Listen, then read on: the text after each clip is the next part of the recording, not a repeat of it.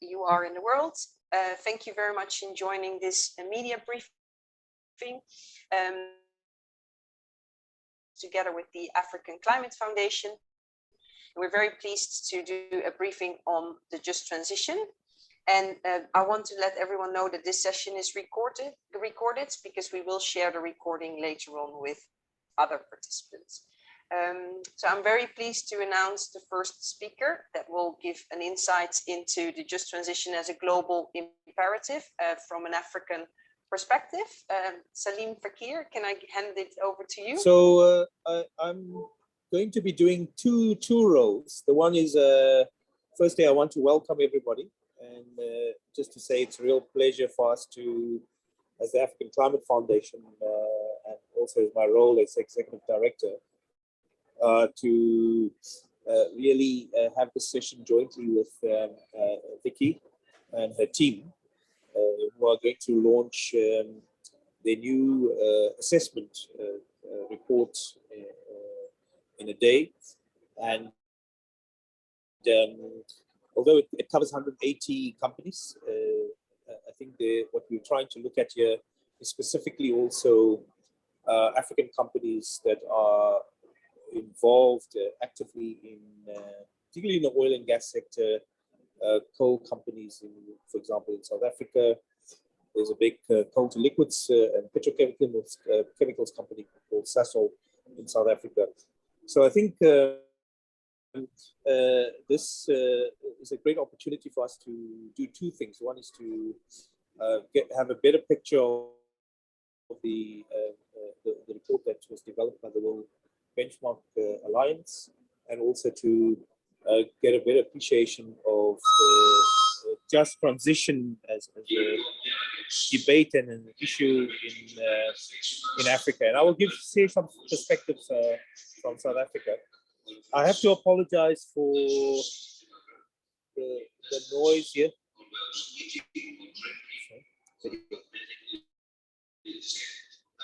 All right, there you've got my video now.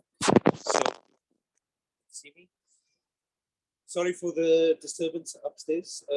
I just want to share a couple of perspectives and pros of a very deep just transition initiative. There was an announcement here at the COP of $8.5 billion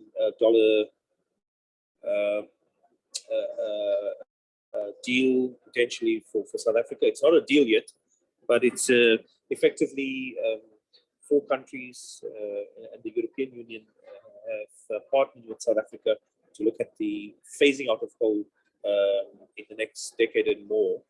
And so the announcement was really about an initiative called the Just Energy Transition Transaction Deal, and I'm sure Deepak will also be able to talk about that. And really to illustrate the point that even in highly coal-dependent economies like South Africa and the rest of the continent, will be looking at oil and gas.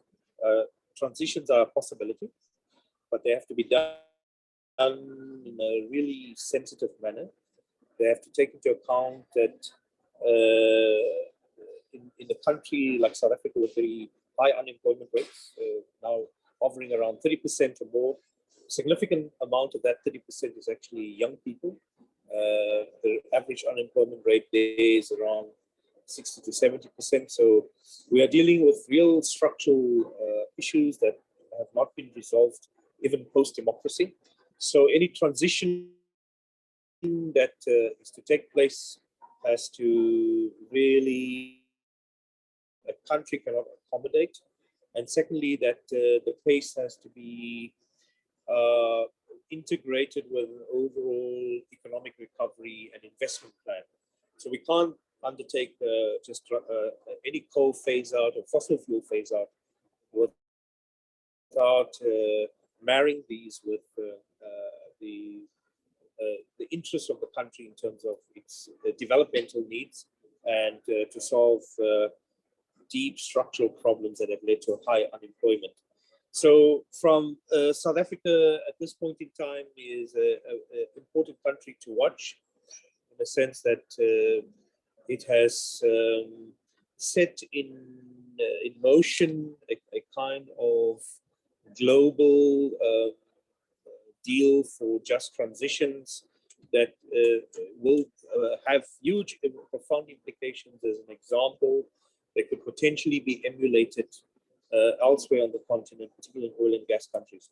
Now, it's not only relevant for South Africa or Africa, but it's highly relevant in the world. So, for example, Indonesia is looking at this. Potentially, India will look at this.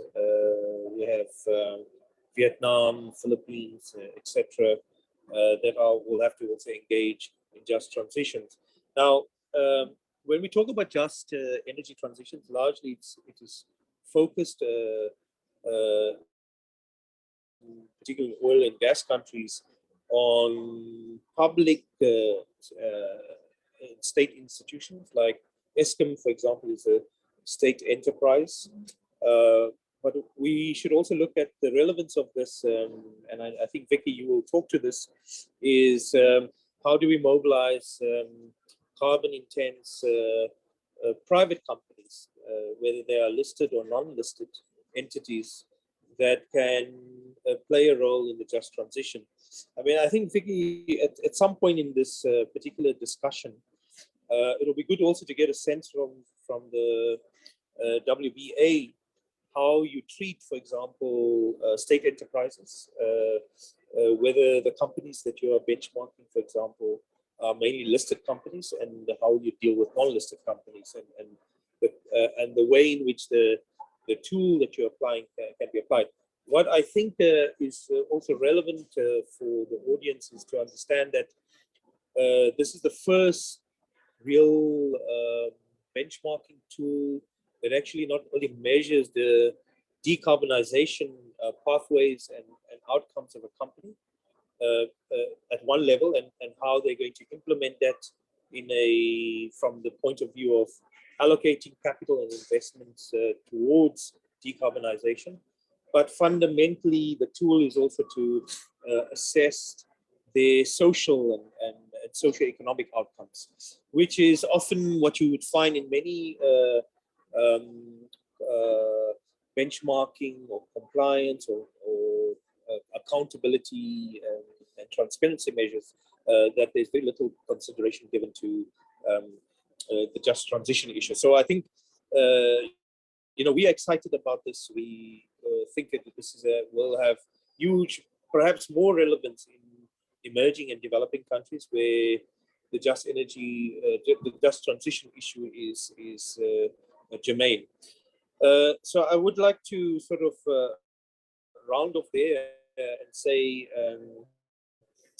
just talking to one of the questions that I would like to reflect on is that we hope that the launch here at COP26 is the basis for a wider and broader discussion with other stakeholders on the African continent. But as we build up, Vicky and your team, that as we build up to COP27, that we have perhaps we create a platform of engagement on the continent, both with state entities, state enterprises across the continent, utilities, oil and gas companies that are highly dependent on fossil fuels, that have to engage. Perhaps the net zero is not a significant topic on the continent because of Africa's low emissions, but decarbonization is, and how we engage decarbonization on the continent will be interesting to uncover, unpack as a build up to COP27. Now, what I would like to do very quickly is then move on to a short input from Vicky Sims, and particularly, maybe if I can ask you a question, Vicky, two questions that are relevant here. So what have you found in your assessment of influential companies on their contribution to just transition? And what is your aspiration for COP27? Maybe if I can just nuance it a little bit, I'll be curious to know also from you what the picture looks like for the application of this assessment tool for companies in Africa. If I can then give you the floor, Vicky, or the Zoom platform. Thanks. Yes, thank you, Salim. And I do apologize, I'm unable to share my video. So I think with my intervention, we keep on looking at you, Salim, but I hope that's okay.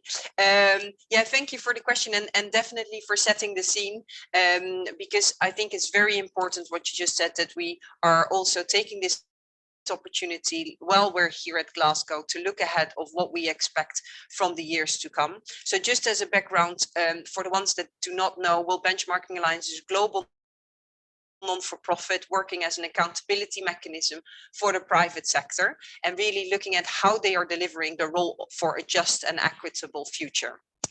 We are an alliance looking at 260 organization. I just heard I can turn my video on, so I'm going to try that. Otherwise, it's black screen you're looking at. Yes, I can see myself. We got your video now. Great. So okay, that's better.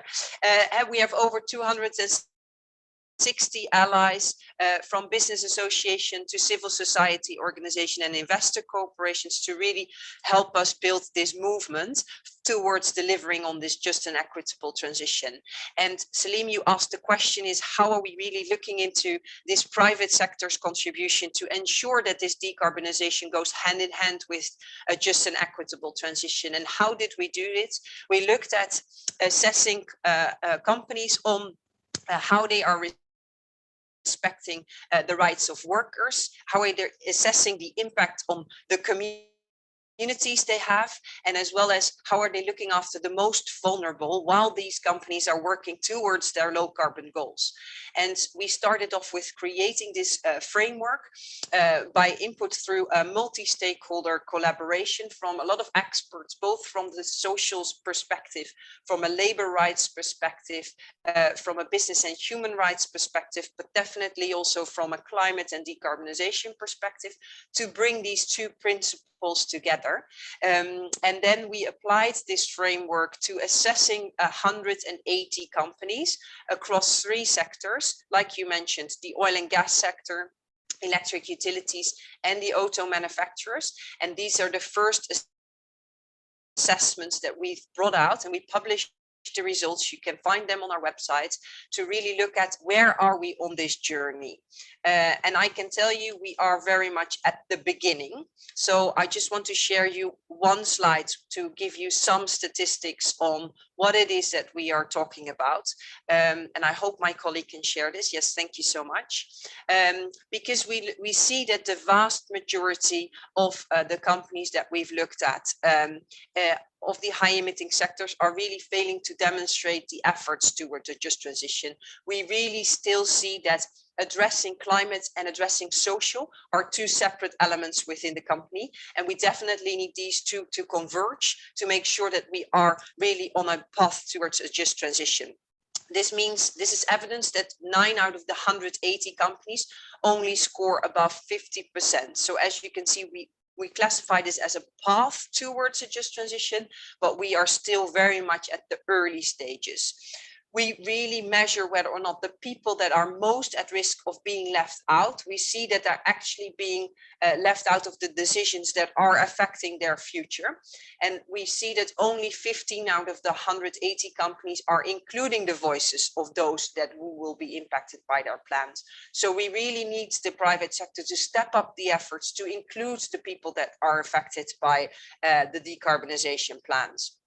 We also really need companies to commit to reskilling and upskilling workers, because otherwise we will risk a stranded workforce. And these companies together employ over 11 million people. So we will risk that we end up with a significant stranded workforce. Currently, we only see 23% of the companies committing to any form of reskilling or upskilling potential displaced workers. And we really need to make sure that we see an improvement there. Also, these businesses have huge influences to protect the people and to manage the social impacts and to advocate for a just transition. And currently only 4% of the companies are truly demonstrating this advocacy. So these businesses, we really need to make sure that we engage with them and that they step up in their efforts and use that influence. And then the last point is around the respect for human rights. And we really want of course, human rights forms the basis of this just transition.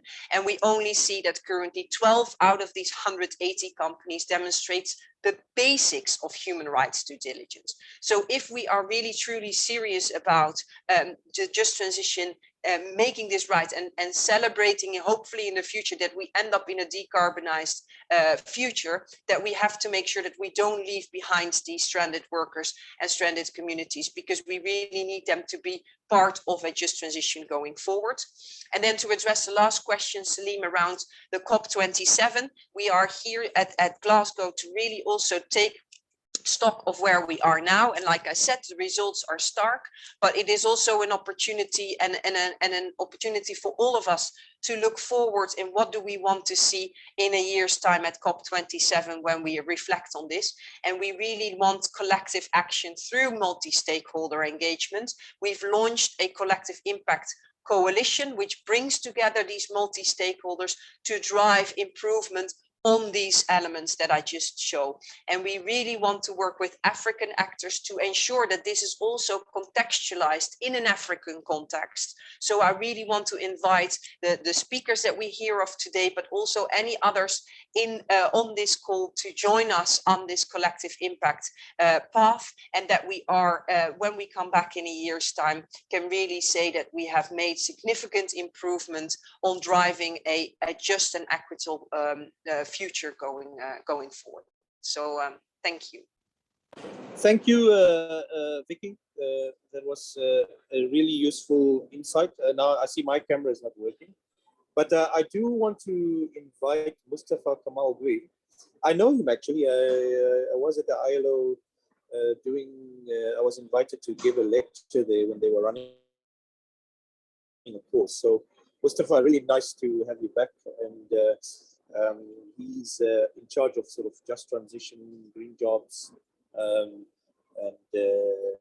dealing with those aspects. So I want to pose two questions to Mustafa. And I know he focuses a lot on issues such as decent jobs and reskilling and upskilling workers that are going to be an asset dilemma and crisis. So what are the opportunities and challenges that he sees in terms of great job creation in the African context? And how does he see, what aspirations should we hold for COP27? So Mustafa, if I can hand over to you. But really wonderful to have you on board as well. Thanks.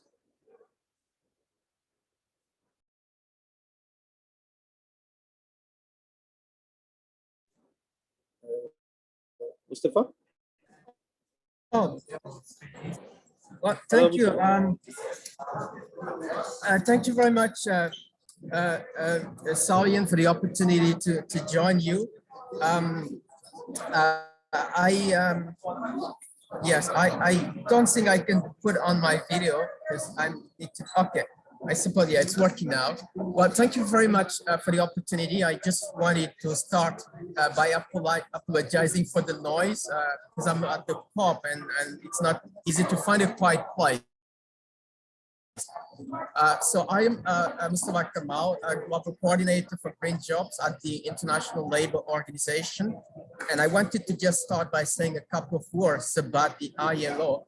The ILO is the only tripartite organization within the United Nations system. And it means that our constituents are made of representatives of governments, workers, and employers together addressing issues in the world of work.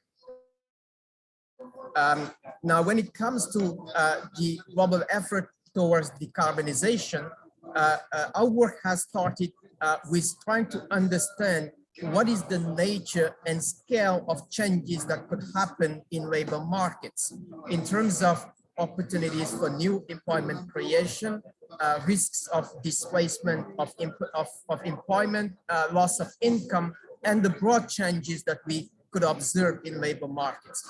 Now, I'm happy to say that most of the analysis that we have conducted tell us that we are on a positive narrative, meaning that the ecological transition can deliver more and better jobs than risks of displacing employment.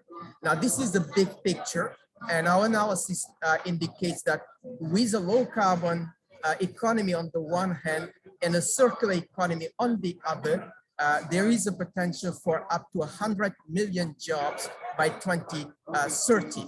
But at the same time, there is a risk of losing up to 80 million jobs. Now, it means that we end up with a net employment creation, but with a massive need for reskilling, upskilling, to capture the opportunity for new employment in the emerging occupations, but also to enable the redeployment of redundant workers in other occupations. So, which is just the point that Vicky was making about upskilling and reskilling.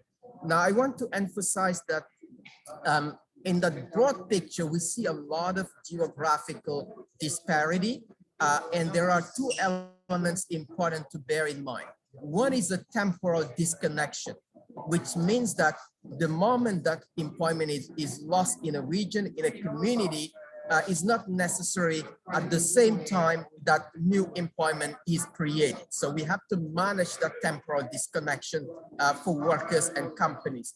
The second is the geographical disconnection. There might be new employment created in the energy space, the clean energy space, but in very different locations. So therefore, workers and companies may have to redeploy themselves miles away. So that temporal geographical disconnect is another policy issue to manage. Now, I wanted to say that in the ILO, this debate has taken place with a tripartite engagement. And it's absolutely essential that we have governments working together with business and with workers to shape the agenda for a just transition.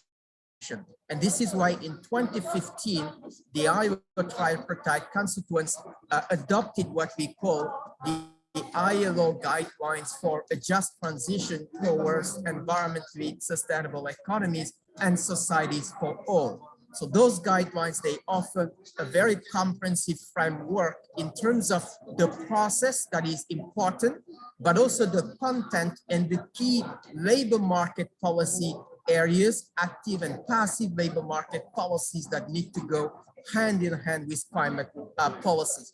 Now, I just want to end by saying companies play a critical role in this process, and hence the very importance of the work of Benchmarking Alliance in coming up with these indicators of company actions in the three industry areas that have been mentioned.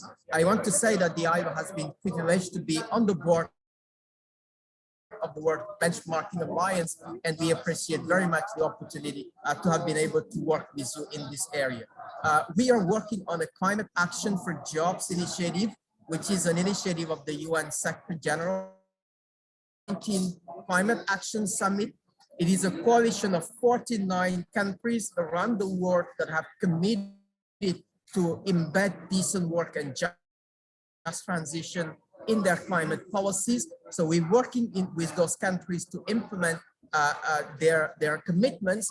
And right now, the program has started in Africa, where we are engaging in Cote d'Ivoire, Nigeria, and Senegal, and seeking to expand that work to South Africa and other countries in Africa. So therefore, we very much look forward to engaging further with you, Salim, and colleagues in the Africa region, with companies and the Work Benchmarking Alliance and other partners. So thank you again for the opportunity, and I look very much forward to further discussion on how the ILO can be used in your efforts.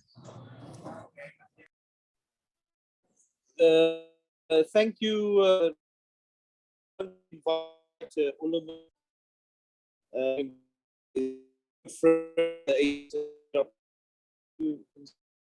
African research work system of the Africa. I would just sort of the just transition,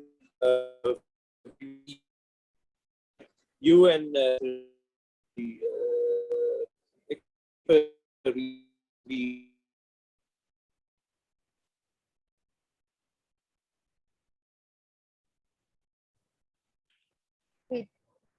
I think we lost Salim there.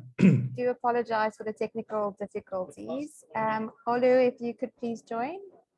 Okay, I'm gonna try and put on my video. Okay, it's on.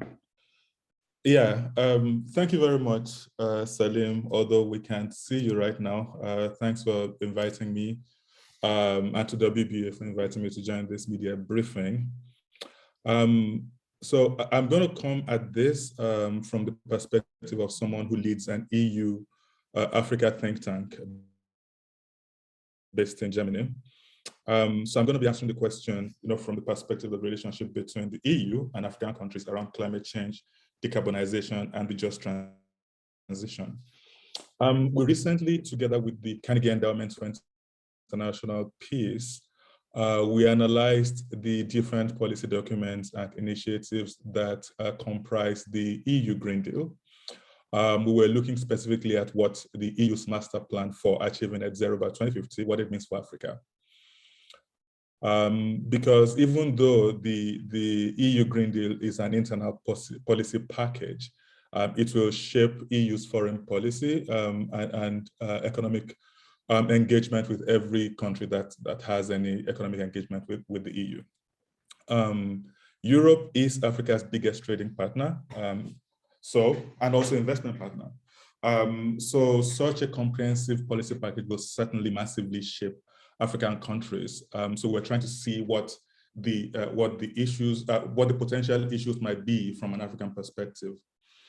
So as I was thinking about this press briefing and reading the World Benchmarking Assessment, the World Benchmarking Alliance's Just Transition Assessment, I realized that we probably could have devoted a bit more time to the private sector's role in the EU Green Deal, and then look at the relationship between that and African countries. We touched on this briefly and asked for cooperation between the private sectors in Europe and Africa around specifically technology for climate change.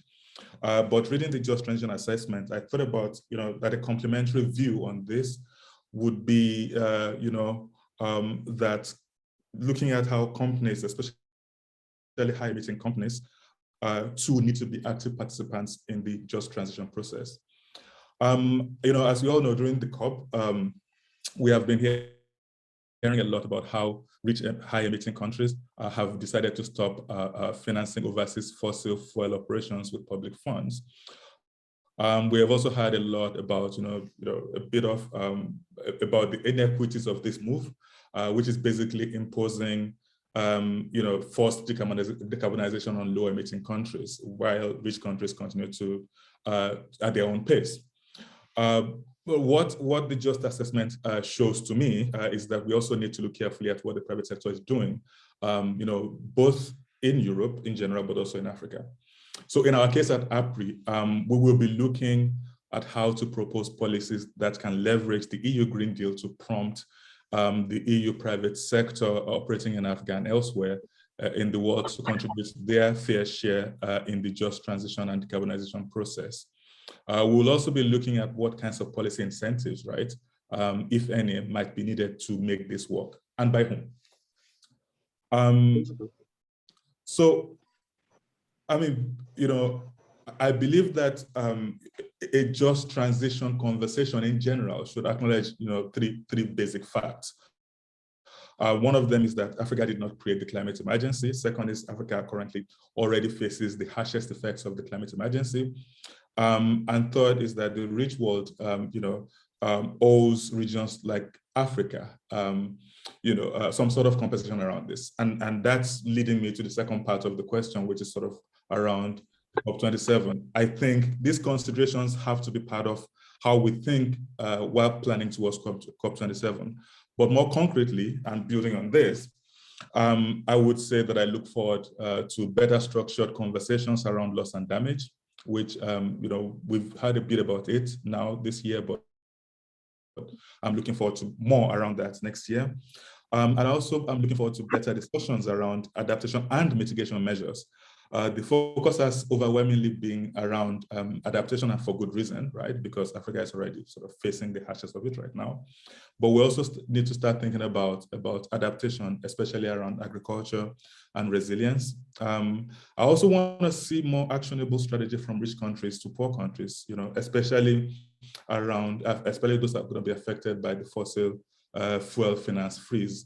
And last but not the least, I'm going to say this, and people have been saying it, and I will join my voice to say it, that we're going to be looking to see more action and less talk, more bold actions. Thank you. Olumide, thank you very much. If I can immediately invite Deepak Patel, who's the head of climate finance at the Presidential Commission. Deepak, the Presidential Commission is very new, but has done amazing pioneering work on the just transition in South Africa. Maybe you want to give a little perspective on what that picture looks like in South Africa and the role of the Presidential Commission. And then we'll open up for a few questions from the participants, and we'll take it from there. Thanks. Thank you very much, Salim, and a very good morning. It's still morning here in Glasgow to fellow participants. I will cover aspects of the 8.5 billion announcement that was made last week, because I think it's quite important to understand in the context of climate finance what the difference is between a political declaration and commitment on the one hand, and a concrete offer and acceptance of that offer in the form of a financial package on the other hand. But before I get there, let's say that South Africa has positioned itself in a fairly unique and early space as it relates to ensuring that a critical mass of all of the participants in a just transition need to be harnessed, need to be coalesced, and need on a very serious and sincere basis brought into the conversation as it relates to what a just transition looks like with climate change and adaptation and mitigation outcomes. That's quite important, because I think that in large part, this transition to a decarbonized future, and in particular to a path towards net zero in 2050, is a socio-economic endeavor, and it is reliant quite heavily and almost directly on society as a whole moving in that direction. The Presidential Climate Commission has made its impact felt very early on, for example, by recommending what a nationally determined contribution should be, that the country should be considering tabling at the UNFCCC. That was premised not on just a philosophical approach to decarbonization, but in fact was underpinned by fairly scientific and fair amount of rigorous work with respect to what various mitigation pathways would look like. And I think it's important to understand that when I come to how climate finance is associated with pathways. I need to say, for example, that the 8.5 billion that was pledged last week, as on the offeror side, a combination of countries in the form of the United Kingdom, the United States, Germany, and France, joined slightly later by the EU, have made an offer of 8.5 billion as the starting point of our journey towards decarbonization as it relates to the electricity. To understand that this is not the sum total of contribution to Olumide's point that we expect from the developed world. In fact, at a political and a moral level, our Deputy Chair Vali Musa has been very, very clear that the developed world needs to make a contribution for the consumption of our natural resources of the world. How will we use this 8.5 billion to start a virtuous cycle that becomes self-fulfilling and hopefully self-generating as far as viability is concerned. In our case, the balance between mitigation and adaptation is a very peculiar and specific pathway for South Africa. And at this point, I need to say that each country, especially in the developing world and more particularly in Africa, will have to cast its own pathway given its circumstances. In South Africa's case, if we are to make this a pathway to industrial growth and development, it is absolutely necessary that we start with a decarbonization of the electricity sector. We envisage in mitigation that will be accompanied by an already proven rollout of largely private sector contributions through the investments in wind, solar, and potentially battery storage. On the adaptation side, we are pretty adamant that a large part of the grant and concessional financing needs to go towards ameliorating the negative impacts that will be felt by workers, by communities, and by small and medium-sized enterprises who have become dependent on the coal value chain. Let me summarize by saying that an initial amount of 8.5 billion simply gets the inertia overcome to start the train rolling. We also need to indicate that a number of different elements of financing, potentially making up a blended finance package, will be responsible for the successful implementation of our multiple pathways. Finally, I want to echo what I think a number of participants here have said, and that is we have an expectation that COP27 will be the Africa COP, that in that context, it will provide a platform from which to launch multiple pathway perspectives that are pertinent to specific regions and or individual countries in Africa. From a South African, that we can go to COP27 with a clearly articulated climate finance package and plan that looks at a 30 to 40-year investment requirement that takes us to net zero in our context in 2050. Thank you very much, Salim, for this opportunity. Thank you, Tipak. We are managing here with complex situation in this COP meeting, so we're doing pretty well, I think, even though there are a few hiccups here and there.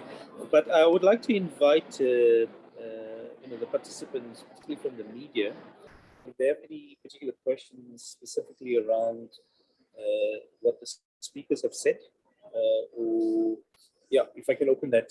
I'm not sure, can we have participants speak, or okay. So is there a question from anybody? I don't see any hands. Anybody want to ask a question?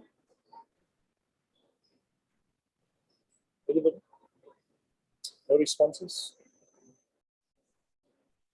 Vicky, I don't know if you want to say anything, maybe in response to some of the points raised by the speakers, particularly from the African perspective, and your reflections on that. And also maybe, what does your work program look like for Africa? We'll be really curious to, if you can answer that. Thanks.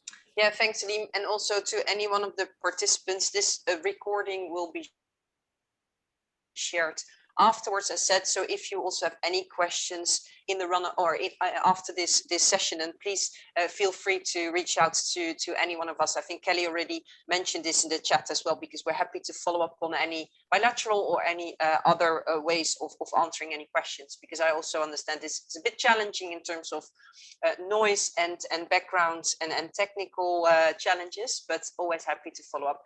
In terms of answering your question, Salim, I think for us, it's really, as I mentioned to you, or mentioned in my chat, in the World Benchmarking Alliance really strives to create, and I think with the voices that we heard from Mustafa, Umid, and Deepak, it's really important to bring this back to the African context, because as I said, we're looking at this from a private sector contribution. We're looking at the most influential companies, and there are quite a portion situated in Africa, but we also definitely want to see how can we bring then the regional contacts that is so important to the dialogue, because there are, like has been said by the speakers, different discussions to be held around blended finance, around the labor side of perspective, and then translating that into the policy needs, as said by Ulimit. And I think for us, it's very important that we want this framework to guide as a roadmap for companies, because we understand this is sort of the first step to make transparent what is the impact of the decarbonization journey that in companies are facing up to in the African context. How does that translate back to the needs to address the impact on the workers and communities, and then to have the dialogue around the need for finance, as mentioned by Deepak, on really bringing this back to next year's COP to understand what should that climate finance package look like. And that can only be done if there is full transparency around the impact of these decarbonization plans. And that's where the private sector has a very important role to play. And we need to understand this from a common language perspective, meaning that there will be regional differences and, of course, nuanced perspectives on making sure that this is applicable in the different regional contexts. But the framework in itself, addressing these basic principles to be on that just transition journey, is applicable to any region and any company on this net zero journey. And that's what I believe for me is the main takeaway from the framework that we've launched, the first insights that we have, but definitely bringing the voices that we've heard today and beyond that to the table to make this relevant and actionable in the African region. Vicky, thank you very much. I just wanted to ask you one question, if you don't mind. It was an early question, and I have Deepak right next to me, so that's the lovely thing about being with Deepak. He can indicate to me whether he wants to ask me a question or not. He doesn't have to put his hand up in Zoom. Just a question for you. I was curious about the WBA's assessment. Is it only listed companies, or how do you deal with non-listed companies, and particularly state enterprises as well? Thanks. Yeah, thank you, Salim, for that question. And I think it's a relevant, very relevant to make that absolutely clear, is that we look at companies from a keystone perspective, and keystone meaning that companies that are most influential in driving this change. And when we look at it from that lens, then of course we have to acknowledge that a lot of these companies are not listed on public stock exchanges, but they are indeed partially or majority held by also private owners or government state-owned companies. And that's why they are included in our list of, overall we will look at 450 companies from a just transition and a climate perspective. And I don't know the exact percentage by heart, but I can get back to you on that. But there will be a significant portion of that are not listed. And especially also if you look at the oil and gas companies, right? We know that the vast majority of emissions are held by state-owned companies. So we have the obligation to bring the knowledge transparency around these companies into the public domain, because we need to drive collective engagement with these companies around transparency and around who is actually responsible in engaging with these companies to drive change. Because otherwise, if we only keep on focusing on the listed companies, we will miss out on a big majority of emissions that is needed to in the end reach the Paris Agreement. So I encourage everyone to look at the list of companies that we have, and definitely look at the results of these companies. I can also say that on average, these companies are not scoring greatly on our assessments. So we definitely want to also really see that there will be an improvement around this. We do see that there is improved engagement with some of these companies especially as highlighted with some of these companies are in countries where we now see that there's an improved ambition on a national level, and this of course needs to be translated back into how is that translating to the contribution of these large state-owned companies in order to reach the national commitments that's being set. So we definitely expect more of this improvement to come. I just want to hand over, because I know Deepak is eager to say something, but I also want to ask Deepak, I mean, the value of this assessment for the work that PCC is doing, because it really brings out the granular issues that you guys will have to look at, right? So, exactly. Thank you, Salim. And Vicky, we're looking very much forward to the launch of your methodology and study tomorrow. We obviously, as the Presidential Climate Commission, would want to include as many of the, let's just say, impactful companies in South Africa as it is possible. And this degree of transparency, as long as it is premised on scientific inquiry and proper data, I think is going to be absolutely invaluable in not only holding companies to account, but in fact, allowing companies themselves to map their own pathways. Finally, I want to say, maybe at the risk of being cliched, while COP26 is regarded as the finance COP, some of us are still holding out against what appears to be somewhat dimming hope that there will be significant announcements made with respect to financial commitments by the developed world as it relates to undertaking the climate journey for the developing world. Finally, the devil's in the details, and this is where the work starts to begin to package and understand what the costs of our various transitional plans and pathways would look like. Thank you very much for this opportunity.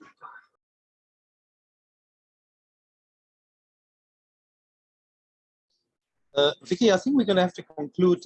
We really have had challenges here. My internet keeps dropping, so I've had to borrow Deepak's computer a little bit. But I think we made the best of this event despite all kinds of challenges. People banging on the door next door here because they wanted to come in, but locked people out just for the out of interest. But just to say, despite all the challenges, we made it work, and I want to thank you and your team and also the speakers here. But we should look forward to actually taking this forward for the COP, and we look forward to working with the WBA, and hopefully we'll have more than a few companies in this by next year, that you would have a lot more momentum behind this, and that we'll at least have a few. Let's put a target, a KPI, at least 5 companies in Africa that will have their assessments done. And we know the one big one that we would definitely want to get on board. We've talked about it, and we hope that there will be others as well. And I think it also just to bring the punchline, which is basically, it's not just about decarbonization, but really turning that as an instrument for just transition and new kinds of jobs, as Mustafa has mentioned. So I want to thank you. I don't know if you want to just say anything for 30 seconds very quickly from your side. No, thank you. And I just can reiterate that. Thank you so much, Salim, and all the speakers for contributing to this. I've put it in the chat, the link to our website and our results. And I encourage everyone to read it. If you have any questions, please come to us. As I said, we can only do this in a collective action and collectively together. So we really invite everyone who is interested in making this, like Salim said, setting certain KPIs and working collectively on this together. Please reach out, and we would be very pleased to continue the dialogue. For now, thank you so much for joining. Apologies again for any background noise, but I hope it was informative, and we hope to see you again in the near future. Thank you. Thank you, everybody. Thank you for participation.